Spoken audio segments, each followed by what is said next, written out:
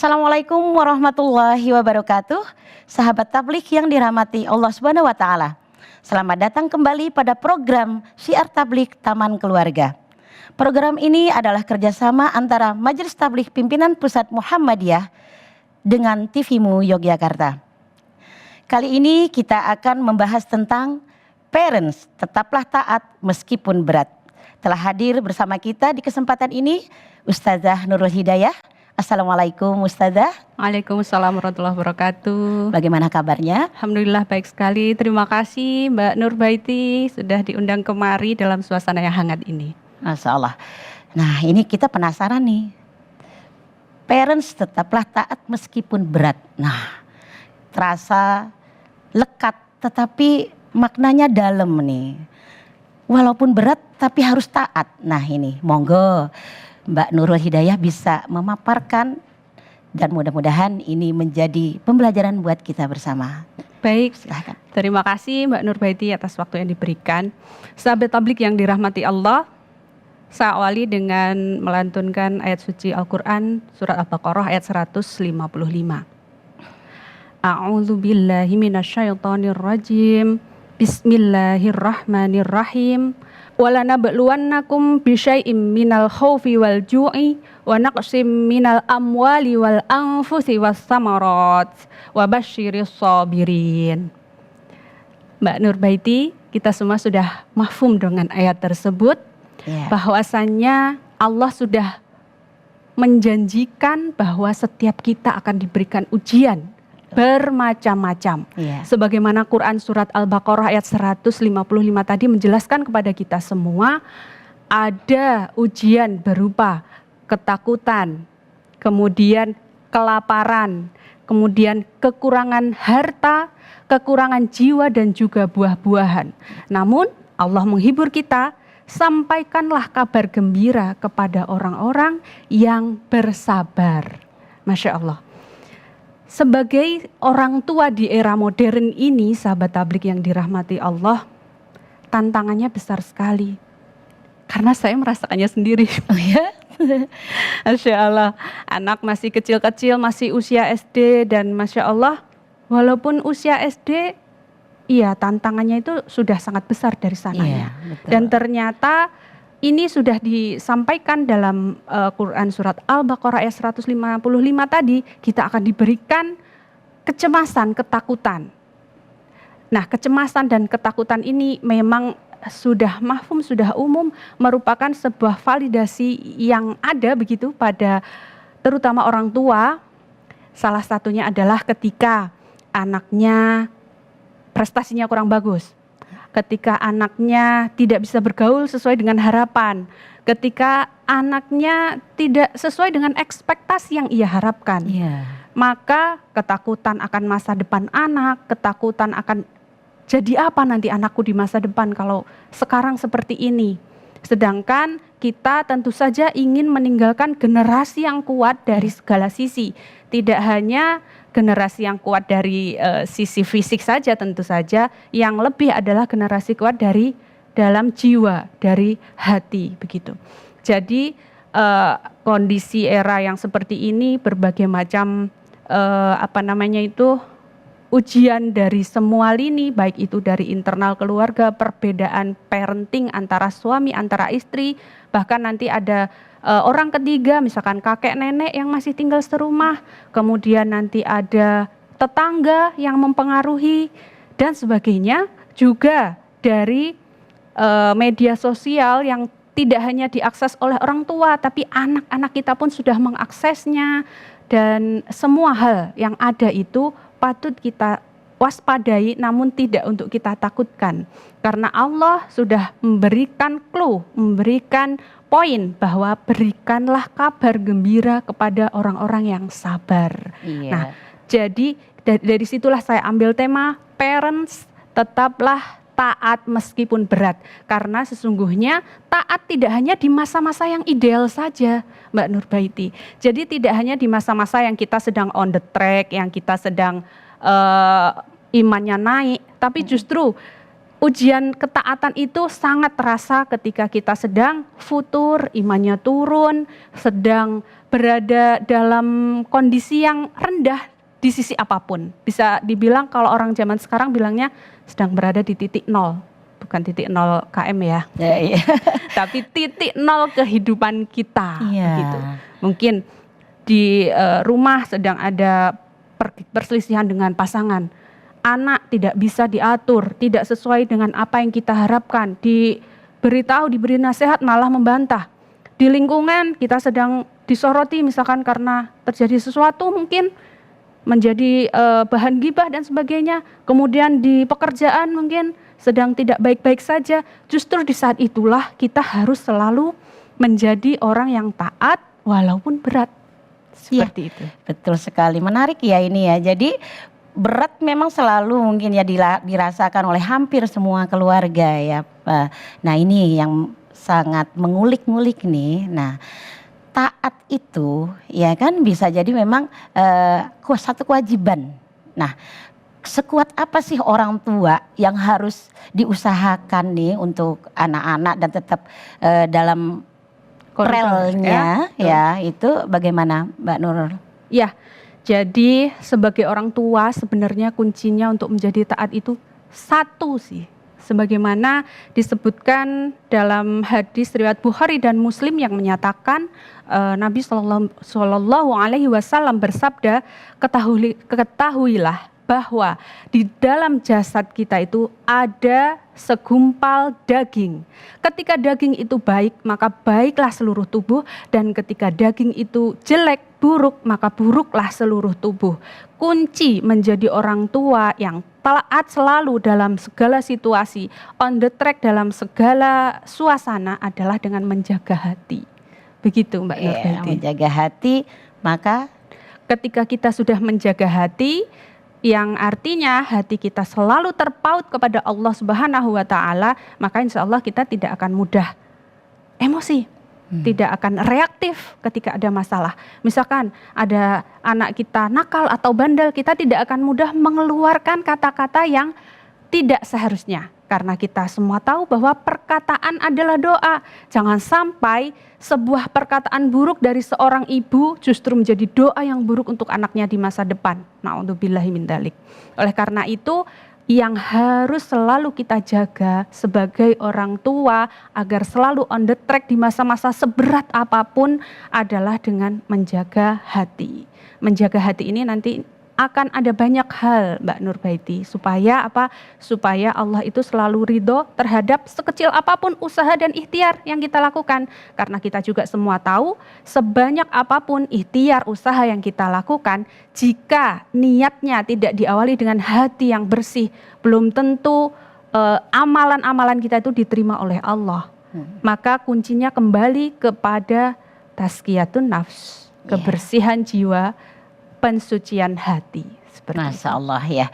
Jadi memang di hati itu memang harus kuat dulu ya. Ketika menjadi orang tua yang memang sudah siap, maka hadirlah di tengah-tengah anak-anak kita. Betul supaya sekali. menjadi anak-anak yang kuat dan taat tadi. Nah ini menarik sekali. Ini ada beberapa yang pastinya akan terurai setelah jeda ini.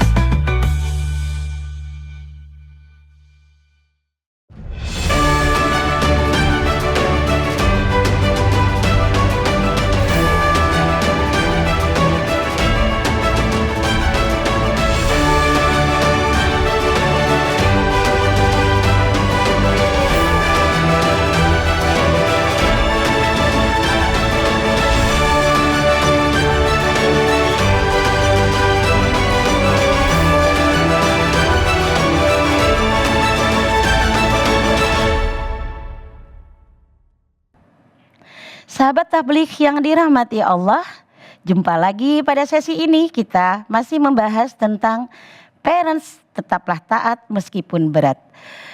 Tadi sudah disampaikan oleh Mbak Nurul bagaimana kita tetap taat dengan menjaga hati. Nah, ini bagaimana caranya Mbak Nurul kita tetap menjaga hati dan juga tetap taat. Baik, terima kasih Mbak Nurbaiti.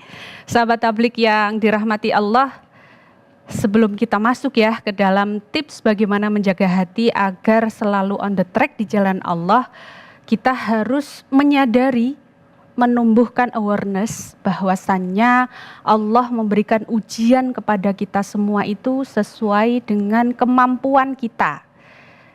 Tersebutkan dalam Quran surat Al-Baqarah ayat 286. Bismillahirrahmanirrahim. La yukallifullahu nafsan illa wus'aha.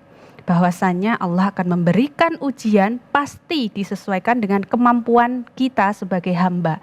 Jadi kepada para parents nih, jangan merasa bahwa ujian berupa anak-anak ya di sini lebih khususnya yang ditimpakan kepada kita saat ini adalah yang terberat. Bukan. Karena apa? Karena Allah sudah memastikan kita akan mampu menjalani ujian tersebut. Begitu Mbak Nurbaiti, bahwasanya kita semua kan memiliki ujian, tapi terkadang kita merasa ya Allah ini kok abot banget, berat banget. Serasa sendiri itu yang mengalami ya. Merasa yang paling berat gitu ujiannya ya. Seperti itu. Padahal Allah sudah memberikan porsi yang sesuai dengan kekuatan kita. Allah beri masalah, pasti Allah kasih solusi seperti itu. Nah, untuk sampai pada awareness tersebut, kesadaran tersebut, yang perlu kita jadikan pondasi kembali lagi adalah hati kita. Hati itu akan sangat nyambung ya, artinya selalu berkaitan dengan tauhid, keyakinan kepada Allah. Sejauh mana kita meyakini bahwa Allah itu maha baik, tidak akan memberikan sesuatu yang tidak baik kepada kita sebagai hambanya. Allah tidak mungkin zolim kepada kita. Jadi jangan buru-buru suuzon kepada Allah terhadap ujian-ujian tersebut. Harus selalu husnuzon. Harus selalu menjadikan patokan bahwa Allah itu maha baik, Allah itu maha penyayang, yang paling sayang kepada hambanya, kepada kita. Jadi kitalah yang harus selalu berprasangka baik seburuk apapun ujian yang menimpa kita. Karena ujian itu terasa buruk, terasa susah, sulit, terasa menghimpit itu karena hati kita saja yang belum terbuka akan hikmahnya. Allah yang maha baik tadi memberikan ujian kepada kita itu pasti ada kebaikan yang ada di baliknya. Ada hikmah di baliknya. Mata kita yang awam ini belum terbiasa, belum bisa melihat hikmah tersebut. Makanya kita menganggap itu sebagai sesuatu yang buruk, sebagai sesuatu yang menghimpit, yang susah. Seperti itu. Padahal di balik ujian yang berat itu ada reward dari Allah yang sungguh luar biasa. Mungkin tidak akan terbuka sekarang atau besok atau minggu depan, tapi bisa jadi tahun depan, 10 tahun ke depan, wallahu a'lam. Jadi kayak lagu ya. Jika tidak hari ini, Masya Allah. Ya, itu bagus, memang betul. Itu adalah bentuk husnuzon kita kepada Allah. Jika tidak hari ini, mungkin minggu depan. Jika tidak minggu depan, mungkin bulan depan, dan sebagainya. Tapi kita tetap harus selalu menjaga husnuzon itu, prasangka baik itu. Begitu. Nah, itu adalah salah satu cara kita menjaga hati. Yang harus kita lakukan untuk menjaga hati ini, Mbak Nurbaiti. Yang pertama adalah bagaimana caranya kita itu selalu berprasangka baik. Tadi sudah saya sebutkan. Berprasangka baik kepada Allah. Apapun kondisinya selalu berhusnuzon, Allah maha baik. Yang kedua, menjaga lisan, menjaga pintu masuknya setan yang bisa mempengaruhi hati kita. Dari mana? Dari lisan, kemudian dari mata, dari telinga. Jika zaman sekarang kita mudah sekali terdistraksi ya, kegiatan kita ketika baru fokus bekerja atau apa, ada notifikasi maklunting, kita buka HP. Ya, kita buka HP, tadinya mau buka chat aja, bablaslah masuk, lihat ke media sosial. ya kan? Nah, ketika kita udah masuk ke media sosial itu akan banyak sekali yang bisa mempengaruhi kita, mempengaruhi pola pikir, mempengaruhi terutama pola pikir yang akan kemudian nanti berdampak kepada pola perilaku kita. Ketika kita terbiasa, ini sebagaimana yang disampaikan oleh salah satu ustadz, mohon maaf saya lupa, beliau menyampaikan bahwa ketika jihad kita di zaman sekarang di bermedia sosial itu adalah dengan memperbanyak melihat hal-hal yang baik saja di medsos. Karena algoritma ketika kita melihat yang baik-baik, maka yang baik-baik pula yang muncul. Tetapi kita melihat yang kurang baik, maka yang kurang baik juga yang akan sering muncul ke media sosial kita. Jadi ketika sekarang kita ingin berjihad nih di zaman media sosial yang tidak bisa kita hindari, maka perbanyaklah mencari algoritma yang baik. Maka yang baik-baik pula yang akan memasuki dirimu, memasuki pikiranmu, memasuki hatimu. Seperti itu. Jadi menjaga pintu masuknya setan, ya kan, melalui mata, telinga dan juga hati. Kalau yang dari lisan itu tadi, maka kita tidak boleh serta-merta latah ya. Kalau kita mengenal fenomena latah, betul. Karena latah itu sebenarnya sangat bisa kita perbaiki ketika kita terbiasa mengucapkan kalimat thayyibah. Misalkan ketika kesandung kita mengucapkan apa kalau kita tersandung? Iya. Astagfirullah. Ketika terjadi musibah innalillah, ketika mendapatkan hadiah alhamdulillah dan sebagainya, maka itu juga yang akan keluar. Tetapi ketika kita terbiasa mengucapkan maaf nih ya, yang latah mengucapkan anak kambing, maka seperti itu juga yang keluar. Ada yang begitu ya? Ada, bahkan bisa jadi kebun binatang pun bisa keluar. Naudzubillah min dzalik. Karena sebagai parents itulah yang akan dicontoh oleh anak-anak kita. Iya, betul. Perilaku langsung, keteladanan yang akan menjadi dasar pertumbuhan karakter anak-anak kita. Iya, iya. Oleh karena itu sangat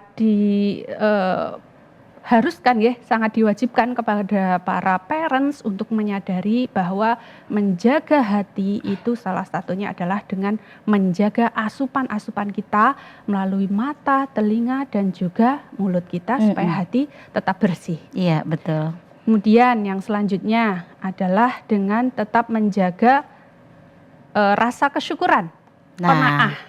Yang ini nih, yang qanaah ya. Tadi kalau sudah menjaga hati dengan lisan dan jalan masuknya bisikan setan itu ya, Mbak Nurul. Nanti kita lanjutkan lagi nih yang tentang qanaah, makna qanaah dan realisasinya di masyarakat dan di keluarga kita. Baik, Mbak. Nanti kita kembali lagi setelah jeda berikut ini.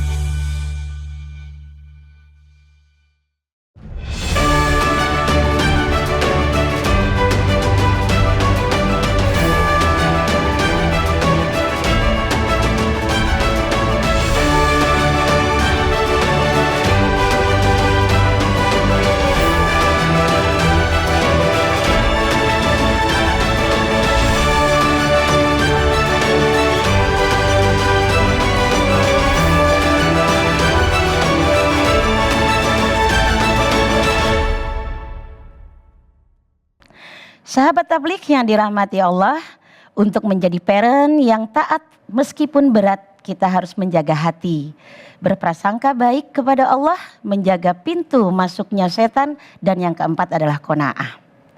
Mbak Nurul, bagaimana nih definisi tentang qanaah di sini? Iya. Baik, terima kasih Mbak Nurbaiti. Qanaah di sini adalah bagaimana kita itu bersyukur menerima semua karunia Allah yang diberikan kepada kita untuk apa? Iya. Untuk menghindari penyakit hati, Iya. iri dengki. Karena di era modern seperti sekarang ini sangat mudah sekali kita itu membanding-bandingkan Iya. pencapaian atau apapun. Dan itu sangat mudah terjadi. Dari mana? Dari medsos sekali lagi. Karena bahkan ya dari foto profil WhatsApp, dari story WhatsApp dan sebagainya, medsos-medsos yang lain, kita itu dengan mudahnya bisa tersulut, terpancing untuk membandingkan situasi dan kondisi kita dengan teman atau siapapun yang ada di situ. Iya. Kemudian ketika perbandingan itu muncul, comparison itu muncul, maka yang muncul pada diri kita adalah apa coba? Tidak bersyukur atas nikmat yang ada pada kita. Iya, betul. Karena kita selalu melihatnya yang lebih. Iya. Melihat teman kita sudah memiliki karir yang bagus, rumah yang bagus, kendaraan yang bagus, anak-anaknya sekolah di sekolah yang elit, berprestasi, sedangkan anak-anak kita belum. Kita akan membandingkan semua lini, dan itu sangat mengotori hati. Itu adalah sumber penyakit hati yang sedang marak di masa kini. Kalau dulu sebelum zaman medsos, sebelum zaman teknologi yang merajalela seperti sekarang, kita akan membandingkan itu ketika melihat secara langsung. Dan itu sangat sulit, mungkin yang kita lihat secara langsung adalah tetangga-tetangga terdekat. Kalau sekarang teman SD, teman SMP, teman SMA, semua yang ada di grup WhatsApp kita, itu bisa kita lihat manakala mereka nge-save nomor kita kan. Iya. Padahal mereka bisa jadi sudah tidak ada di sekitar kita. Mereka ada di kota lain, di negara lain, di benua lain. Namun keberadaan mereka itu tetap bisa memicu kotor hati terhadap kita ketika kita tidak menjaganya sendiri. Iya. Oleh karena itu jangan menyalahkan sumber dari luar, tapi jagalah hatimu sendiri, kontrollah dirimu sendiri. Sebenarnya qanaah itu Mbak Nurbaiti. Iya. Jadi bagaimana kita selalu merasa cukup, merasa bersyukur atas semua karunia yang diberikan kepada Allah. Entah itu yang baik ataupun yang mungkin dirasa sama kita kurang baik tadi.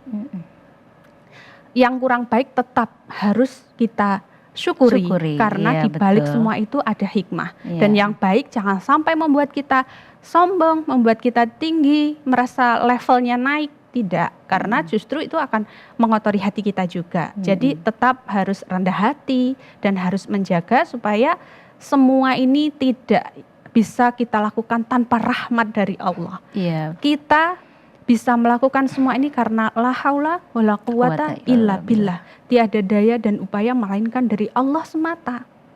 Tidak akan mungkin kita menjadi seperti sekarang ini. Ya memang ikhtiar dan doa kita juga, tetapi rahmat Allah lah yang memampukan kita. Iya. Jangan sampai kita sombong juga. Aku sudah belajar keras, aku sudah istilahnya menyekolahkan anakku di sekolah terbaik, terus merasa nanti biar gini, itu adalah semua karena jasaku, bukan. Semua itu adalah karena pertolongan Allah semata.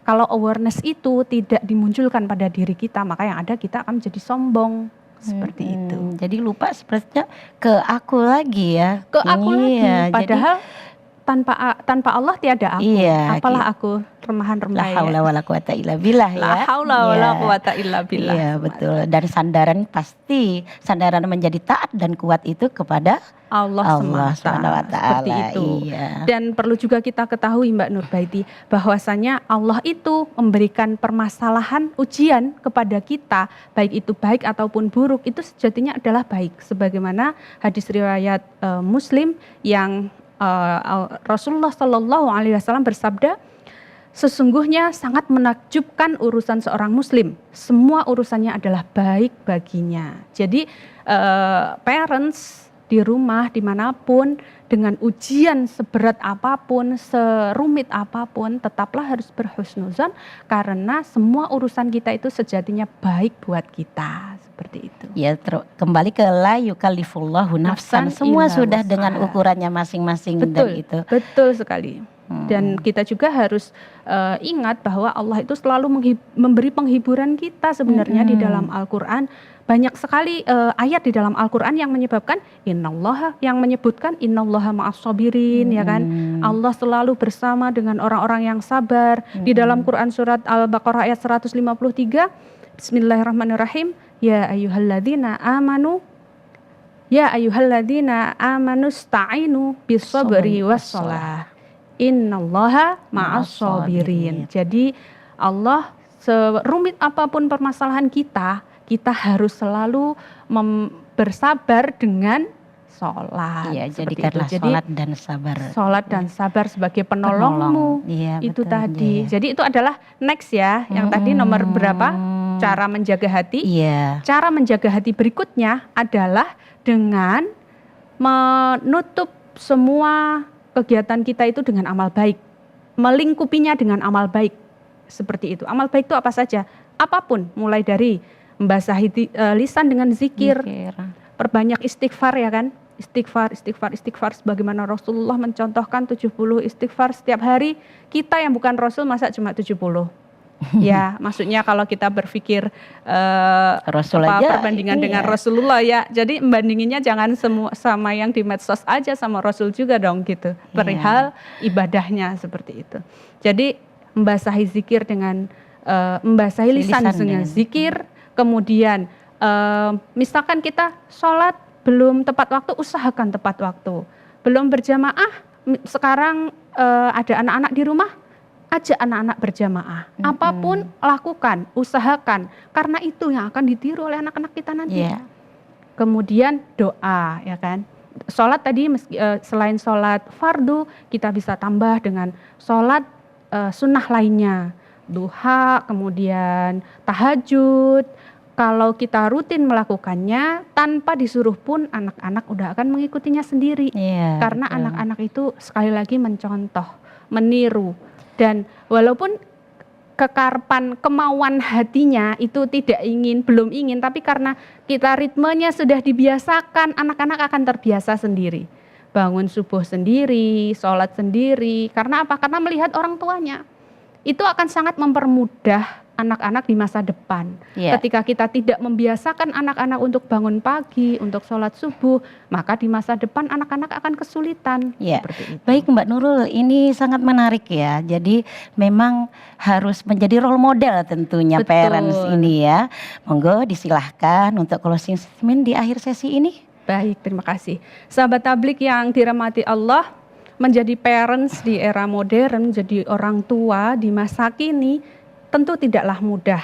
Kita harus selalu berusaha untuk taat seberat apapun ujian, musibah, dan juga ujian yang ditimpakan Allah kepada kita, yang diberikan Allah kepada kita.